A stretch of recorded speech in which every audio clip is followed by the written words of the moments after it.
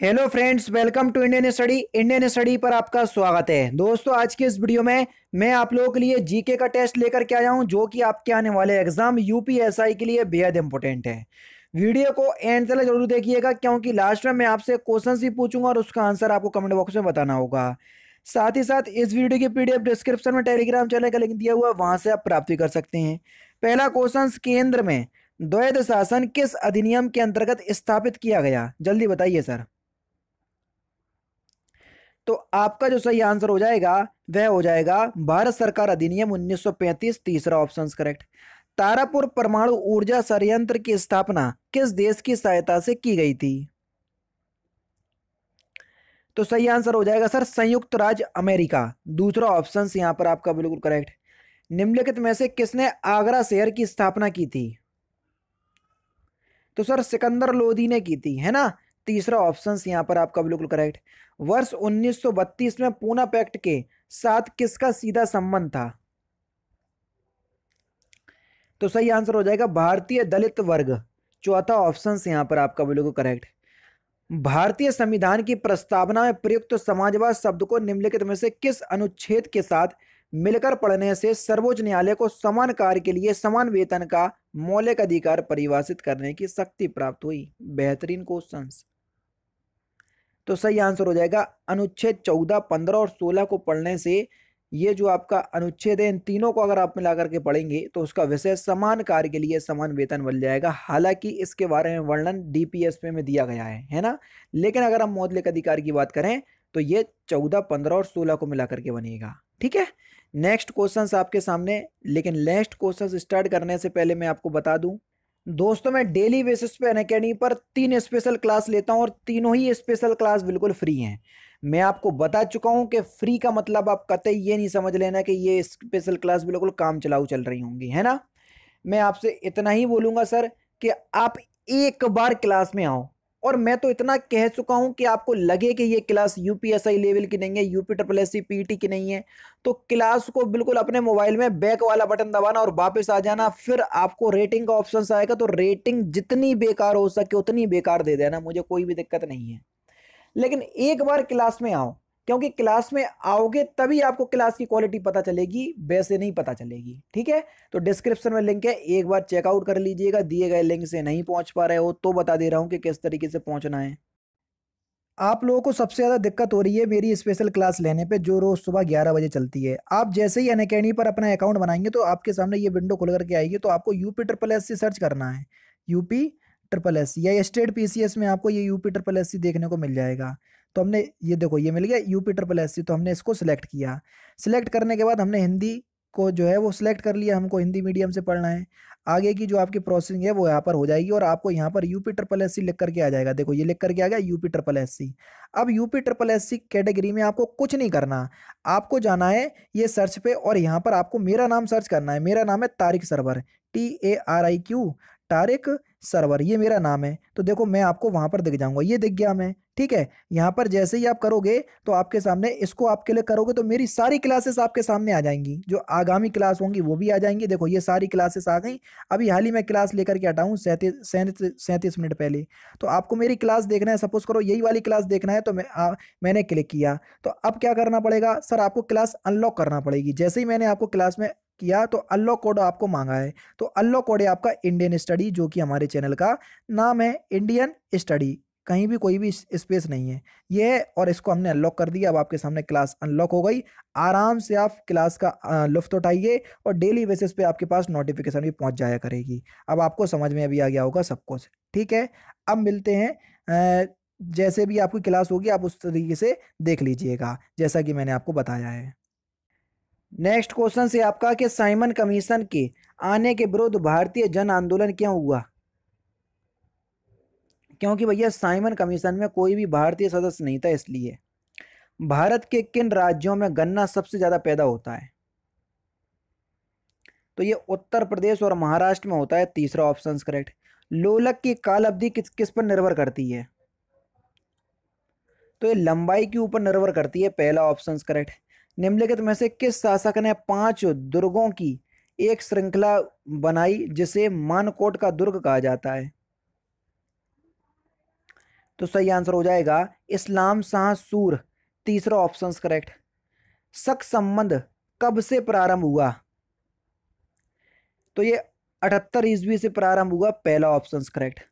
भू प्रॉपर्टी किस मूल सेल से बनती है? तो सही आंसर आपका क्या हो जाएगा सर? आग्नेय चट्टान, तीसरा ऑप्शन करेक्ट। निम्नलिखित में से संसद की वित्तीय समिति कौन सी है, जल्दी बताओ। लोक लेखा समिति, प्राकलन समिति, सरकारी उपक्रम समिति, ये सभी हैं। तो चौथा ऑप्शन करेक्ट हो जाएगा। भारत की सबसे बड़ी जनजाति कौन सी है? तो सही आंसर हो जाएगा सर भील, पहला ऑप्शन करेक्ट। किन दो देशों ने अपनी दुश्मनी का को समाप्त करने करके 49 साल बाद शांति समझौते पर हस्ताक्षर किए? दुश्मनी है बेसिकली ये, ठीक है। तो सही आंसर हो जाएगा यूएई और इजराइल, दूसरा ऑप्शन करेक्ट। तमिलनाडु राज्य का सबसे ऊंचा पर्वत शिखर कौन सा है? तो सही आंसर हो जाएगा दोदा बेटा, तीसरा ऑप्शन यहां पर आपका बिल्कुल करेक्ट। भारत में ब्रिटिश की लेसेज फेयर नीति का उद्देश्य क्या था? तो इसका उद्देश्य भारत कच्चे माल के इंग्लैंड निर्यात व भारत में ब्रिटिश द्वारा तैयार किए गए माल के आयात पर समस्त प्रतिबंध को हटाना। वृक्षादित क्षेत्र सर्वाधिक हैं किस क्षेत्र में? तो सही आंसर हो जाएगा पूर्वी दक्कन के पठार में, है ना, चौथा ऑप्शन करेक्ट। भारत किस गोलार्ध में स्थित है? तो सही आंसर हो जाएगा ये उत्तरी गोलार्ध में स्थित है पूर्णतः, चौथा ऑप्शन करेक्ट। किस संवैधानिक संशोधन द्वारा या विधेयक द्वारा लोकसभा के कार्यकाल को 6 वर्ष से 5 वर्ष कर दिया था? तो सही आंसर हो जाएगा 44 में। 42 में संविधान संशोधन में लोकसभा का कार्यकाल 6 वर्ष कर दिया गया था 5 वर्ष से, लेकिन 44वां संविधान संशोधन होता है, मोरारजी देसाई की सरकार आती है, जनता पार्टी की पहली गैर कांग्रेसी सरकार। इसका जो लोकसभा का कार्यकाल है पुनः 6 से 5 वर्ष कर दिया जाता है। अलेक्जेंडर द ग्रेट के नाम से प्रसिद्ध सिकंदर भारत में कितने महीने तक रहा? 19 महीने, पहला ऑप्शन करेक्ट। भारत में योजना अवकाश किसके बाद हुआ? तो यह सन 1966 के सूखे के बाद हुआ। भारत में योजना, अब वही क्वेश्चन है। पिट्स इंडिया एक्ट किस वर्ष में पारित हुआ? तो ये 1784 में पारित हुआ सर, तीसरा ऑप्शन करेक्ट। भारत के राष्ट्रपति के रूप में निर्वाचन के लिए योग्यता की न्यूनतम उम्र कितनी है? 35 वर्ष, चौथा ऑप्शन करेक्ट। संसद के दोनों सदनों द्वारा अनुमोदन किए जाने पर उस तारीख से कब तक आपातकाल प्रवर्तन में रह सकता है? 6 महीने, दूसरा ऑप्शन करेक्ट। अमेजोन के नए मुख्य कार्यकारी अधिकारी के रूप में किसे नियुक्त किया गया? तो सही आंसर हो जाएगा एनडीजेसी, चौथा ऑप्शन करेक्ट। निम्नलिखित शब्दों पर विचार कीजिए। सही शब्दों को विचार अनुसार जो है वो क्रम से सजाना है। जिस तरीके से ये शब्द आपको भारत की प्रस्तावना में या संविधान की प्रस्तावना में मिलेंगे उसी तरीके से आपको बताना है। हम भारत के लोग भारत को संपूर्ण प्रभुत्व, सार्वभौमिक, समाजवादी, धर्मनिरपेक्ष, प्रजातंत्र, लोकतंत्र गणराज्य बनाने हेतु, तो पहले आपको तीसरा मिला, फिर पहला, फिर चौथा, फिर दूसरा, चौथा ऑप्शन करेक्ट। भारत में संविधान का प्रारूप तैयार करने वाले संविधान सभा के सदस्यों को विभिन्न प्रांतों की विधानसभाओं द्वारा चुना गया, दूसरा ऑप्शन करेक्ट। मोलेस परीक्षण का प्रयोग होता है घोल में कार्बोहाइड्रेट की पहचान करने के लिए, चौथा ऑप्शन करेक्ट। प्रधानमंत्री के पद से त्यागपत्र करने वाला प्रथम व्यक्ति कौन है? तो सही आंसर हो जाएगा मोरारजी देसाई, पहला ऑप्शन करेक्ट। एमएमआर का टीका दिया जाता है किससे बचने के लिए? मम्स, मीजल्स और रेबीज, पहला ऑप्शन करेक्ट। भारतीय संविधान में संविधान संशोधन की प्रक्रिया कहाँ से ली गई है? तो ये दक्षिण अफ्रीका के संविधान से ली गई है। अशोक ने कलिंग पर आक्रमण किया कब? तो 261 ईस्वी में किया था सर, ये पहला ऑप्शन करेक्ट। पुस्तक इंडिया आफ्टर गांधी ये किसके द्वारा लिखी गई है? तो ये रामचंद्र गुहा के द्वारा लिखी गई है, दूसरा option correct. UN global climate action award 2020 किसने जीता? तो ये ग्लोबल हिमालयन एक्सपीडिशन ने जीता, दूसरा ऑप्शन करेक्ट। जवाहर रोजगार योजना को किस पंचवर्षीय योजना में शामिल किया गया? तो सही आंसर हो जाएगा 7वीं, चौथा ऑप्शन करेक्ट। भारत में निर्वाचन आयोग किसके लिए चुनाव करता है?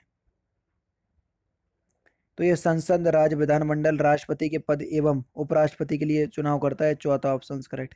मेहरौली लौह स्तंभ में चंद्र का तात्पर्य सामान्यतः किस शासन से लिया जाता है? चंद्रगुप्त द्वितीय, तीसरा ऑप्शन करेक्ट। चंद्रप्रभा वन्य जीव विहार उत्तर प्रदेश के किस जिले में है? तो ये चंदौली में है, पहला ऑप्शन करेक्ट। और लास्ट क्वेश्चन, भारत के उपराष्ट्रपति के संबंध में कौन सा कथन जो है वो असत्य यानी कि गलत है? तो आराम से चारों ऑप्शंस को पढ़ना, फिर इस क्वेश्चन का आंसर देना, ठीक है। तो दोस्तों ये थे आपके 40 जीके के इंपॉर्टेंट क्वेश्चंस जो कि मैंने आज की इस वीडियो में आपको कंप्लीट करवा दिए। वीडियो अगर आपको अच्छी लगी हो तो प्लीज़ दोस्तों वीडियो को लाइक और शेयर जरूर कर दीजिएगा। तो दोस्तों फिलहाल की वीडियो में सिर्फ इतना ही। अगर आपको वीडियो पसंद आए तो प्लीज़ दोस्तों वीडियो को लाइक कीजिए, शेयर कीजिए और साथ ही साथ हमारे चैनल को सब्सक्राइब करना ना भूलें, क्योंकि मैं रोजाना इसी तरह के वीडियोज़ आप लोगों के लिए लाता रहता हूँ। नमस्कार दोस्तों, जय हिंद, जय भारत।